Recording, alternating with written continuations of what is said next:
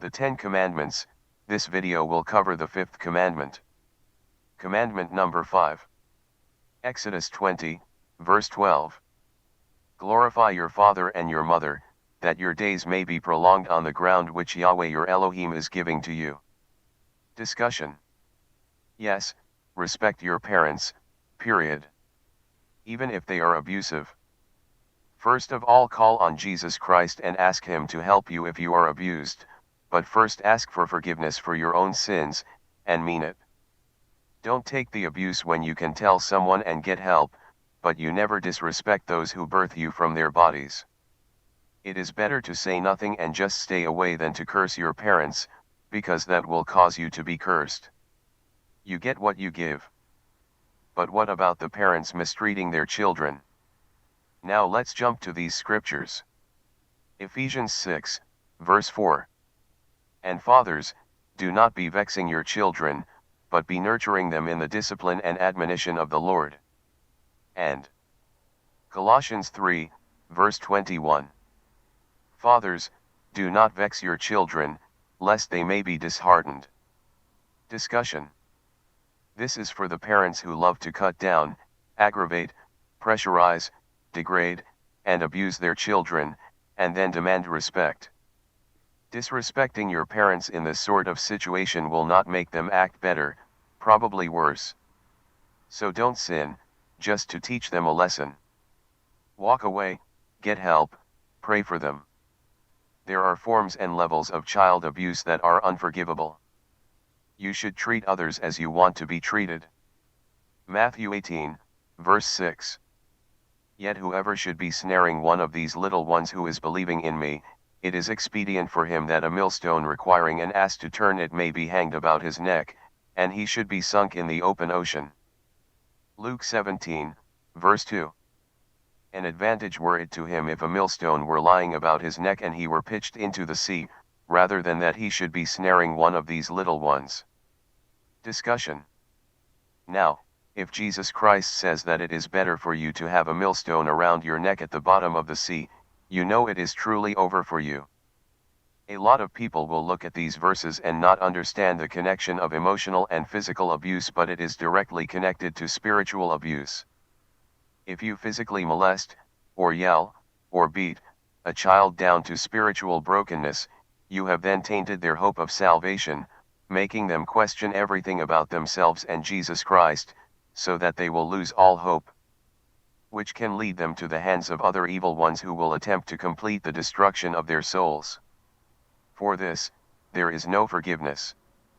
Once, I had a dream where I was in a jungle. A large angel appeared next to me while I was hiding next to a tree.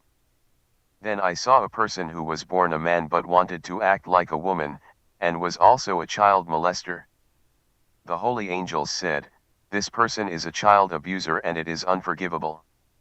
This person was molested as a child and then also became an adult child molester. Then I saw a lab in the middle of the jungle. The holy angel took me inside the lab and showed me some doctors who were trying to make the human sperm fertilize the egg with electricity. The angel said that any child conception that happens unnaturally, without sperm from the penis that travels to the egg through clean natural intercourse, is automatic child abuse. Something wrong happens to babies when fertilized unnaturally, outside of the womb. First of all, the baby is being harmed by the wrong type of electricity, which is also either too much or too little voltage.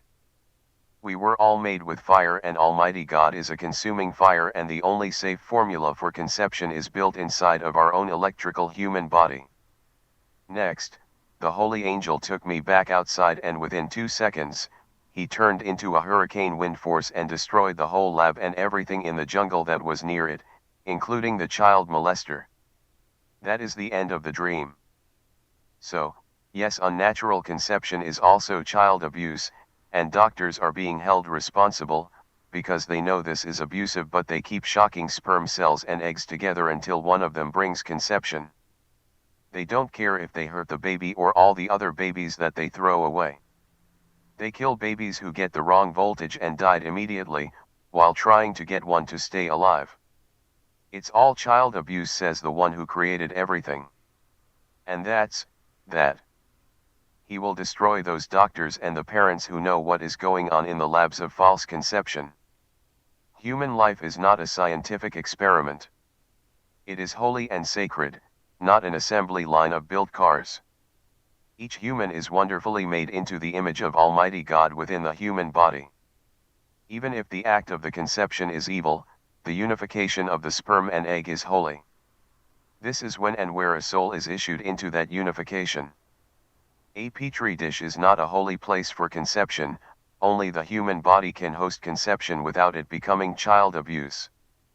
Don't look for loopholes. Do all things the way they were created to be done, so we will not bring death upon ourselves and our children. And remember, respect and honor your parents for bringing you into this world. They did not kill you before birth. You did make it this far. So at least honor that. Parents are not perfect, even if they pretend to be. Be thankful, because some parents don't even try to be perfect. If they are trying, they are already winning. There will be mistakes, but that is what forgiveness is for. There will be a few bad memories, but we all fall to weakness sometimes, even while trying our hardest. A righteous man, not a wicked man, but a righteous man may fall 7 times, but he will get back up, because he is trying his best. So, appreciate your parents, even if they don't have all the skills that they need to be the best parent. Honor them for at least trying, with all that they know and have.